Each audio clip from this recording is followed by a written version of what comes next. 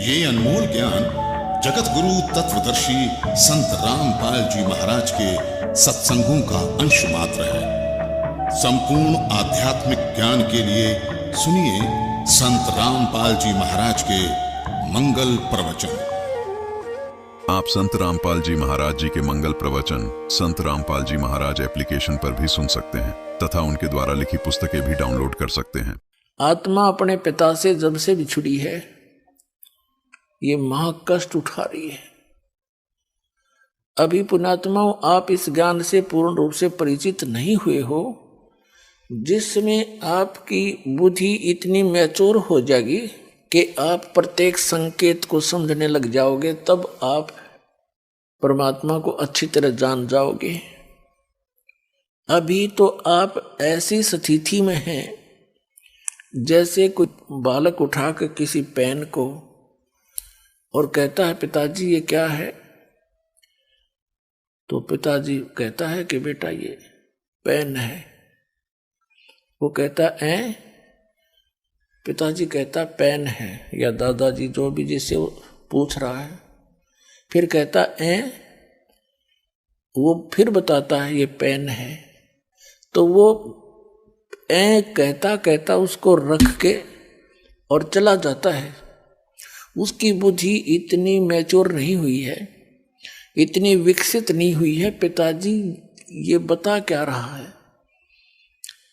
और उसको अविश्वास भी नहीं, क्योंकि वो अपने फादर से पूछ रहा है, लेकिन उसकी बुद्धि स्वीकार नहीं कर रही पेन है क्या वस्तु। और जब वो थोड़ा सा बड़ा हो जाता है, फिर उसको कहते हैं बेटा या बेटी, वो पेन ला उठा करके दौड़ा जाता है और पेन उठा के ला देता है, फिर नहीं पूछता ये क्या है। तो पुण्यात्माओं, अभी आपकी या ऐनी मिट्टी है। इस ऐ को मिटाने के लिए इतना ज्ञान दिया जा रहा है, सैकड़ों प्रमाण रखे जा रहे हैं आपके सामने। एक दिन आपकी या ऐ मिट जाएगी, क्योंकि ज्ञान से ही मिटेगी।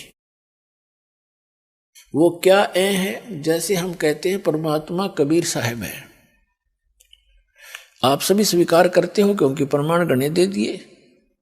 फिर हम बताते हैं कि ये लोक यहां रहने का नहीं है, और ये परिवार जिसको आप मानते हो आपका नहीं है। ये परमात्मा के बच्चे आपके संस्कारवश जुड़े हुए हैं। और जो संपत्ति, जो घर मकान कोठी बंगले तुम बनाए बैठे हो, ये आपके नहीं है। लेकिन आप अस्वीकार भी नहीं करते। दास बोल रहा है क्योंकि आप मेरे शब्द के बच्चे हो, जिसे नाद के कहते हैं। और आपको ये अविश्वास भी नहीं है कि गुरुजी गलत कह रहे हैं, लेकिन यह बात आपकी स्थिति में है अभी तक। तो एक समय ऐसा आएगा, आपको ये अपने नहीं भगवान के संपत्ति दिखाई देगी, भगवान के ही ये सब जीव दिखाई देंगे। फिर आपकी भक्ति भी दृढ़ बनेगी और आप निश्चिंत भी होगे, क्योंकि मालिक ने प्रत्येक की चिंता है। नौकर का जितना काम होता है नौकर उतना ही कर सकता है। उन बच्चों को जो उस मालिक ने देना है वो नौकर को दे देता है कि आप इनको ऐसे ऐसे सुविधाएं प्राप्त कराओ, तो वो नौकर का उतना ही काम है, वो करवा दे। तो अभी हम मुखिया बनकर काम करा करते, फिर हम एक दास बनकर परमात्मा का जैसा भी जिसका रोल है, एक फिल्म है ये, तो इसमें जिसका जैसा रोल है उसको एक सुचारू ढंग से करें, भगवान से डर कर करें, किसी की आत्मा नहीं दुखावे, क्योंकि सब उस मालिक के बच्चे हैं। और इस मन पापी ने डांटे, जरा सा क्रोध होकर मन माने यू घर में कड़े मचवा दे 1 मिनट में, उसको ज्ञान से और परमात्मा के भय से उसको कंट्रोल करें। तो अब दास तो आपको बता रहा है कि आप यहां बहुत कष्ट उठा रहे हो, और आप इस बात से को सुन अवश्य लेते हो, लेकिन ये समझ में नहीं आता कि कष्ट कैसे उठा रहे हैं। कोई समझता है कि मैं बीमार हूं इसलिए कष्ट है मुझे, नहीं। यहाँ जो मूल कष्ट है जन्म और मरण का, ये भारी रोग है। उसके बाद 84 लाख योनियों में पशु पक्षियों के शरीरों में पुण्यात्माओं कैर टूट रहा प्राणी पे। अब आप मनुष्य हो और मानव शरीर में ही आप ज्ञान ग्रहण कर सकते हो, और मानव शरीर में परमात्मा ने इतनी सुविधा भी दी है आपको कि आप अपने मकान झोंपड़ी डाल सको, गर्मी सर्दी से बचने के लिए पतले मोटे कपड़े की व्यवस्था कर सको। आप उसको छोड़कर आप भक्ति मार्ग से दूर होकर केवल यहाँ की संपत्ति जोड़न में और यहाँ कोठी बंगले बना के एक फोकट में मां बनाने की ओर सी लगा लिया आपने, जो आपकी भारी भूल है। इस भूल को हटाने के लिए परमात्मा आए, पूर्ण ब्रह्म, अनंत कोट ब्रह्मांड के पालक, और एक झोंपड़ी में जुल्हा बनके हाथ से काम करके कपड़ा बुनकर एक लीला करके दिखाई कि यदि तुमने भक्ति में सफल होना है, अपनी इन मनोकामनाओं को, इच्छाओं को सीमित करना पड़ेगा। समाज को देखकर आप भक्ति मार्ग पर नहीं चल सकते। ये दूसरी बात है कि आप जैसी भक्ति करोगे वैसा फल तो आपको मिलता ही रहेगा, लेकिन मोक्ष प्राप्ति के लिए आपने अपनी सभी परंपराओं को, जो हमने स्वयं बनाकर अपने पैरों में बेड़ी डाल ली, उनको अब समाप्त करना पड़ेगा। पैसों की आवश्यकता किस लिए पड़ती है?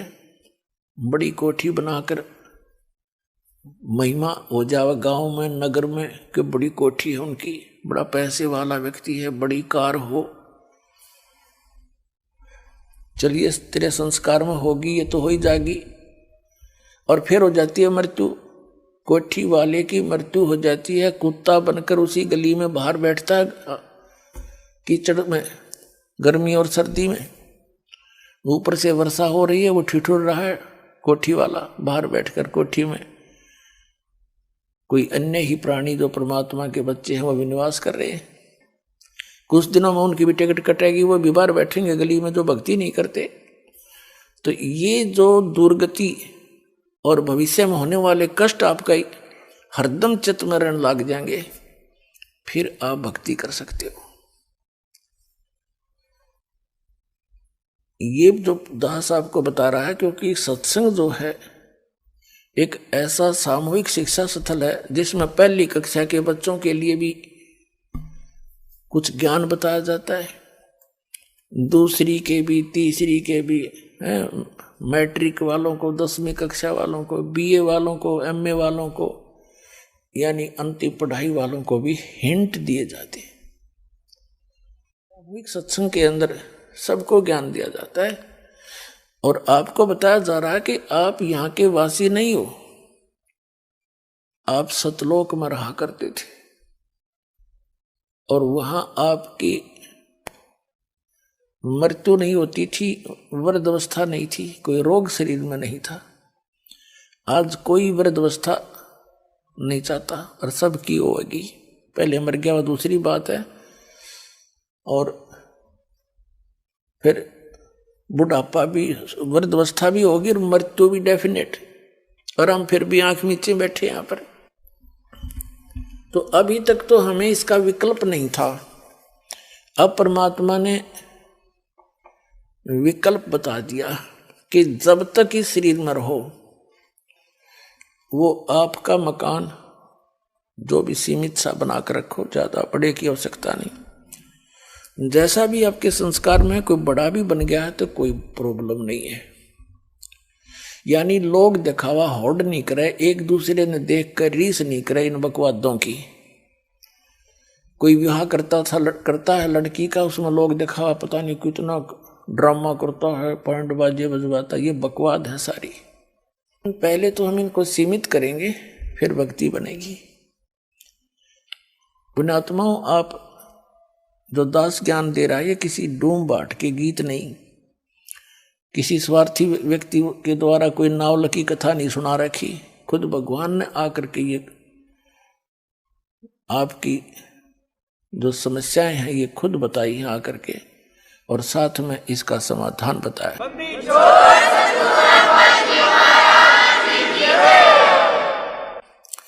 और आप जी ने बहुत दिन हो गए यहाँ कष्ट उठाते ने।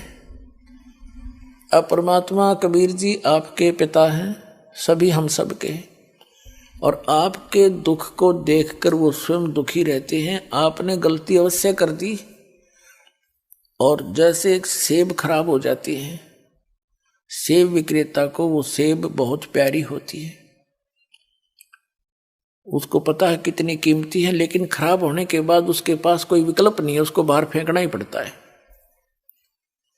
तो पुण्यात्माओं, हम उस सतलोक में रहने के लायक रहे नहीं थे, इसलिए परमात्मा ने हमें बाहर फेंकना पड़ा कि ये औरों को खराब ना करते हैं।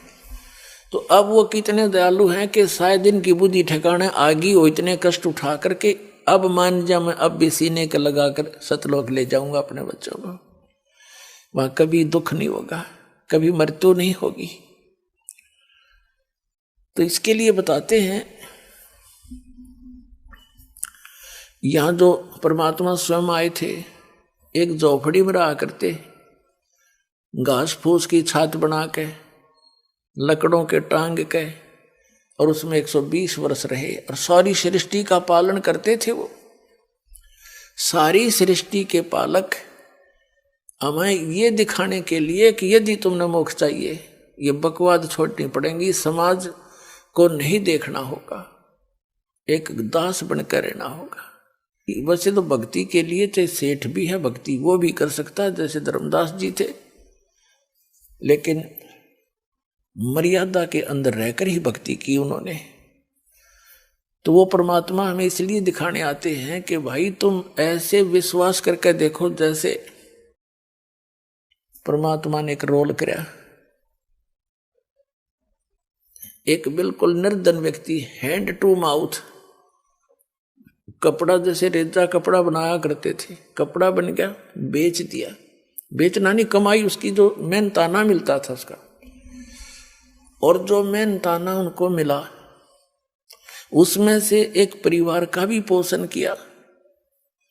परिवार कैसा था परमात्मा कबीर जी का? उनकी कोई पत्नी नहीं थी, उनके कोई माता पिता नहीं थे, उनके कोई बालक नहीं थे, क्योंकि हमारे को आज तक परमात्मा का ज्ञान प्राप्त ही नहीं हुआ। हमने श्री राम, श्री कृष्ण, राजा दशरथ के पुत्र, इन राजाओं की और भगवान बना करके केवल इनकी कथाएं सुनी थी। जो परमात्मा की कथा हमारे सदग्रंथ बताते हैं, वेद सबसे प्रमुख माने गए हैं। तो जो भगवान लीला करता है, जो उसके गुण हैं, वो वेदों में वर्णित है, और वो वेदों में वर्णित जो लीलाएं हैं वो केवल कबीर देव ने, कबीर साहब काशी वाले धानक जुलाए ने कर रखी है। इस विश्व में किसी महापुरुष की ऐसी लीला नहीं जो वेदों से मिलती हो। तो कबीर परमात्मा है, पूर्ण ब्रह्म है, सत्य पुरुष है। तो ये परमात्मा को परमात्मा सिद्ध करने के लिए इतने प्रमाण आपके समक्ष बताए जाते हैं। तो उस परमात्मा ने जैसे कपड़ा बनते थे, उनका परिवार कोई नहीं था, उनके मतलब उनके माता पिता या बालक नहीं थे। नीरू नीमा नाम के एक मुसलमान निसंतान थे, पति पत्नी, और कबीर परमात्मा यानी पूर्ण ब्रह्म सत्य पुरुष सतलोक से आकर काशी शहर में लहर तारा नामक एक तालाब के ऊपर, तालाब के अंदर कमल के फूल के ऊपर एक शिशु रूप धारण करके विराजमान हुए थे। नीरू नीमा प्रतिदिन उस सरोवर में स्नान करने के लिए जाते थे। गर्मियों का मौसम था और परमात्मा को सरोवर में कमल के फूल पर पाकर वो फूले नहीं समाई घर ले आई। फिर परमात्मा ने 25 दिन तक कुछ भी आहार नहीं किया, तो दोनों बड़े चिंतित हुए। विशेषकर नीमा बहुत दुखी हुई और अंत में फैसला कर लिया कि यदि ये बालक मर गया तो मैं भी साथ मरूंगी। तब कबीर परमेश्वर बालक रूप में जो उनके घर पे निवास करते थे, उन्होंने प्रेरणा की भगवान शंकर से भगवान शंकर अपने शिवलोक से आए साधु रूप बना के। तब नीरू और नीमा से उनकी समस्या का कारण पूछा, क्यों दुखी हो तुम? उन्होंने कारण बताया कि एक बालक मिला है। नीरू नीमा उसी जन्म में पहले एक ब्राह्मण ब्राह्मणी थे, गौरी शंकर और सरस्वती उनका नाम था। गौरी शंकर ब्राह्मण का, पुरुष का, और सरस्वती उस बहन का नाम था, उसकी पत्नी का। मुसलमानों ने उनको जबरदस्ती मुसलमान बना दिया था, जिस कारण से वो अन्य ब्राह्मणों ने समाज से निकाल दिया था। पहले उनको दक्षिणा मिलती थी, वो बंद होगी तो उन्होंने जुल्हे का कार्य शुरू कर दिया था। लेकिन वो भगवान शंकर के दृढ़ पुजारी थे। वो भले ही मुसलमान बन गए थे, लेकिन पूजा वो अपने भगवान शिव की हृदय से किया ही करते थे। वैसे तो यथार्थ ज्ञान आपको जब होगा तो हजरत मोहम्मद जी तो थे, ये भगवान शिव के लोक के एक गण थे, पुण्यात्मा थी। भगवान शिव के लोक से ही आए थे वो भी। मुसलमान धर्म टोटली भगवान शंकर के ही उस गण के द्वारा बताए गए ज्ञान पर, उनके फार्मूलों पर वो अपना भक्ति मार्ग करते हैं। तो भगवान शंकर ने आकर उनसे पूछा साधु रूप में, तब उन्होंने कारण बताया। नीमा ने कहा कि भगवान हमारे कोई संतान नहीं थी और हमारी आयु भी 60 वर्ष से ऊपर हो गई है। अभी कुछ दिन पहले मैंने हृदय से पुकार की थी अपने भगवान शंकर की, उन्होंने मुझे कमल के फूल पर एक बालक दिया है। अब ये बच्चा कुछ खा नहीं रहा, ना पी रहा है, ये मर गया तो साथ मरूंगी महात्मा जी। अब मैं इस विदाई के दुख को सहन नहीं कर सकती, ये बालक मुझे इतना प्यारा लगता है। शंकर भगवान ने कहा कि माई वो दिखा तेरा बालक कहाँ है, लाना जरा बाहर। माई लाई नीमा उठा के, सोचा बालक को महात्मा जी के चरणों में डाल दूं, ये कुछ रहम कर दे, इनका जीवन बच जाए। इस उद्देश्य से नीमा ने भगवान शंकर के चरणों में बच्चा डालना चाहा, ऐसे चरणों में रखना चाहा, ऐसे आकाश में उड़ गए भगवान और भगवान शंकर के सिर के बराबर में आके ऐसे स्थिर हो गया हवा में। नीमा ने सोचा कि इस बाबा जी में करामात बहुत गणी, मेरा बेटा उड़ा दिया, हवा में रोक दिया। तब परमात्मा ने कहा कि हे महात्मा जी, इनसे कहो एक कंवारी बछिया ले आवे, उस कंवारी बछिया पर आप अपना हाथ रख देना आशीर्वाद का, वो दूध दिया करेगी। अब भगवान शिव ने जब देखा बालक आकाश में उड़ गया, शिव जी को तो पता था कि कोई मेरा योगदान नहीं है इसके आकाश में उड़ जाने में, और ये बोल रहा है छोटा सा बालक, ये कोई महापुरुष है, सिद्ध पुरुष है। भगवान शिव ने ऐसा किया कि आओ मेरे पास, गोदी में आ गए परमात्मा, उनके हाथों में आ गए, जैसे बालक आ जाता है। फिर भी 2-3-4 बार उनसे बात करी और फिर कहा कि इनसे मैंने जो कहा वैसा करें। तब नीमा को भगवान शंकर ने कहा कि नीमा माई, ये बेटा तेरा मरने वाला नहीं है, देखो मैंने इसका हस्तरेखा देखी है, इसकी तो बहुत लंबी आयु है, ये जब तक चाहेगा शरीर नहीं छोड़ेगा, तू चिंता ना कर, ये मरेगा नहीं। नीमा ने कहा बाबा जी, महात्मा जी, इन सूखी सांत्वनाओं से मेरा दिल ना डटे, मेरी आत्मा जब मानेगी जब ये कुछ दूध पी लेगा। तो भगवान ने कहा कबीर साहब ने कि इनको कहो गाय ले आओ कंवारी। तब भगवान शंकर ने कहा जाओ एक कंवारी गाय लाओ। नीरू नीमा के पति से कहा। नीरू गया और कुम्हार से एक ताजा बर्तन लाना, मटका,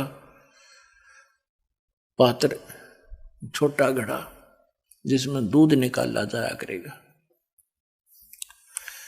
अब नीरू गया एक बछिया ले आया और एक छोटा सा मटका ले आया, छोटा सा, और छोटे छोटे बर्तन जो मुंह लगा के पीते हैं, कप टाइप मिट्टी के बना करते थे पहले, उनको हमारे यहाँ तो कसोरे बोलते हैं, मिट्टी के प्याले, वो भी ले आए। और परमात्मा के आदेश अनुसार भगवान शंकर जी ने उस बच्चिया की कमर पर आशीर्वाद भरा हाथ मार दिया, लंबे लंबे सतन हो गए और दूध की धार चल पड़ी। वो पात्र साफ करके नीचे रख रखा था, वो भर गया। तो उस प्रकार परमात्मा के प्रतिदिन वो ये दूध पान करने लगे। परवरिश की लीला कबीर परमात्मा की बालक रूप में जब आए थे, कंवारी गाय से हुई थी। ये परमात्मा कबीर जी की जीवनी में लिखा है। और उस परमेश्वर कबीर जी ने जो परमात्मा परम अक्षर ब्रह्म सत्य पुरुष अमर पुरुष जो लीला किया करता है, वो लीला कर रखी थी। उसी के अनुसार वो आदरणीय गरीबदास साहिब जी को मिले थे, जैसे कि आपको सत्संग में सुनाया था सुबह। उनको सचखंड लेकर गए थे, फिर उनके अंदर पूरा ज्ञान भर दिया था भूत और भविष्य का। पहले क्या हुआ था, मैंने क्या क्या लीलाएं की थी, मैं कहाँ कहाँ रहा था। जैसे श्री तुलसीदास जी ने लाखों वर्ष पहले की रामायण लिपिबद्ध कर दी अपनी वाणी में, चौपाइयों के माध्यम से, दोहों के माध्यम से, और वो सर्वमान्य है हिंदू समाज में।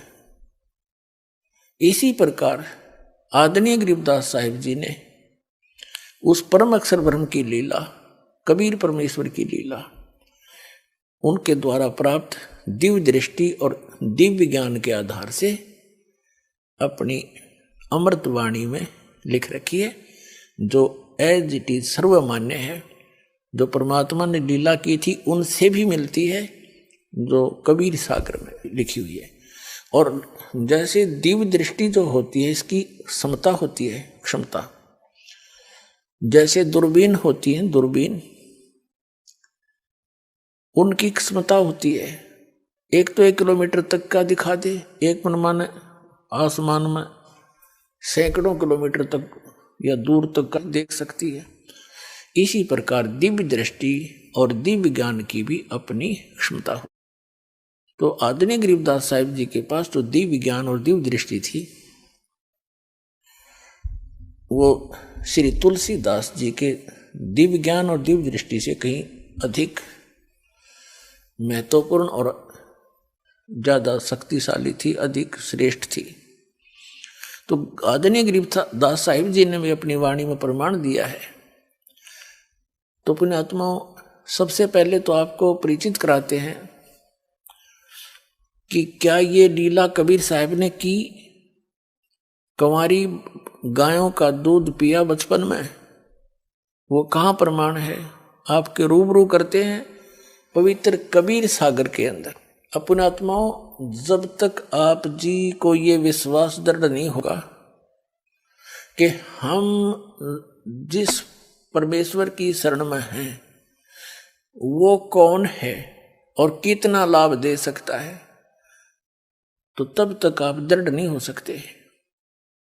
आपको दृढ़ करने के लिए ये ढेर सारे प्रमाण दिखाए जाएंगे, और इस ज्ञान को समझने के बाद आपकी स्थिति ऐसी हो जाएगी।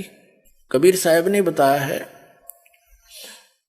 कि बंदी छोड़ दयाल जी, ऐसे बोला करोगे तुम, आपकी आत्मा कहा करेगी, बंदी छोड़ दयाल जी तुम तक हमारी दौड़े, जैसे काग जहाज कहा अब सूजत और न ठोरे। जैसे समुद्री जहाज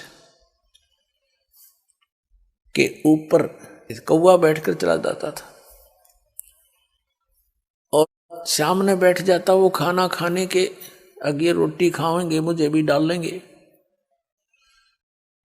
शाम को वो खाना खाने के समय वो खा रहे होते हैं, वो बैठ जाता ऊपर चला जाता है। रात्रि में 200-300 किलोमीटर 400-500 किलोमीटर जहाज चला जाता है। और पुराने समय में क्या होता था कि ये दिशा सूचक कई बार जो सही दिशा नहीं बता रहे होते थे। उसका कारण ये होता था कि समुद्र में कई चुंबकीय चट्टानें होती हैं, जिस कारण से वो दिशा सूचक चुंबक डिस्टर्ब हो जाता था।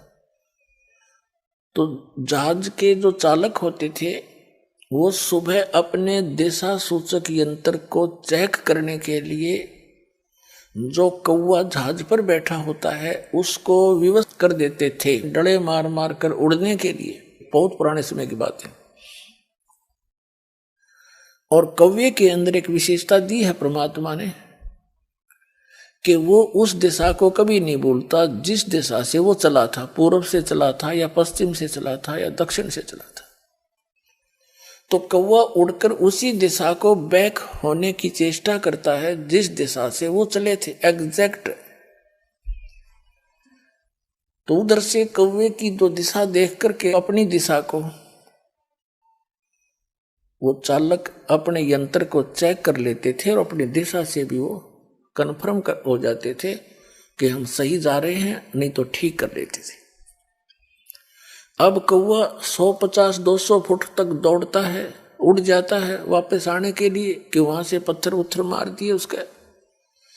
अब उस जहां देखता वहां जल ही जल है, और जल में जहां बैठे वहीं डूब मरे। चारों तरफ देखकर वो वापस कहीं स्थान उसको बैठने का यानी सपोर्ट नहीं मिलता, सब डूबने का स्थान, मृत्यु का स्थान दिखाई देता है। तो वापस आकर के वो जहाज पर ही शरण देता है और फिर वो चालक उसको कुछ नहीं कहते। तो जिस प्रकार उस जहाज के कौवे को उस जहाज के अतिरिक्त अपनी जीवन रक्षा का स्थान कहीं नजर नहीं आया और वापस में वो जहाज ही आकर ग्रहण किया, जहाज में बैठा और सारा डूब मरण का था। तो परमात्मा कबीर जी कहते हैं जिस समय आप जी को मेरी पहचान हो जाएगी उस समय तो आपकी आत्मा ये पुकार करेगी, बंदी छोड़ दयाल जी तुम तक हमारी दौड़े, जैसे काग जहाज का अब सूजत और न ठोरे।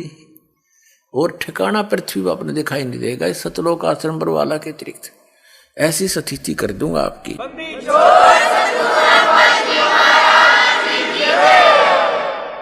अब आपको प्रमाणित करते हैं कि 600 वर्ष पहले भगवान आए थे,